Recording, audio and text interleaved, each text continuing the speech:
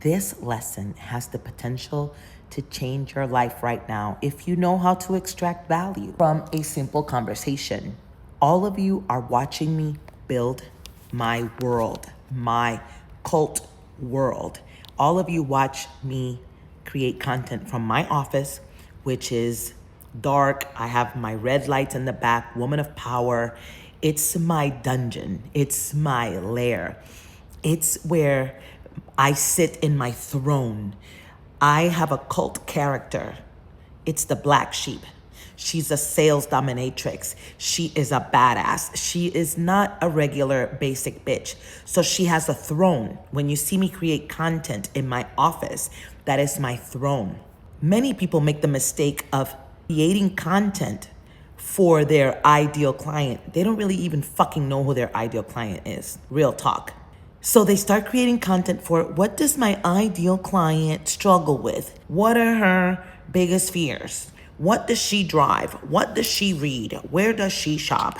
When in reality, your dream client is someone just like you. Let me share something with you. Rick Rubin is a 9-time Grammy winner and record producer, and he's the co-founder of Def Jam Records. And Rick Rubin has said, do not create for the market. Create for yourself, from your taste, from your standards, from your intuition. The market comes later. When you start to create content for an ideal audience, you try to sound a certain way. You try to become a teacher. You start to sound polished and politically correct and watered down. But when you fucking unleash all of who you are and you talk to this camera like your best, like if your best friend was on the other side of this camera, how would they perceive you? How would you talk to them? What kind of crazy unhinged shit would you say? What kind of jokes would you say that are just inside jokes that only the two of you understand because you get each other? I grew up Pentecostal. When I'm around my Pentecostal friend, as soon as she says one word that reminds me of a church song, of a hymn,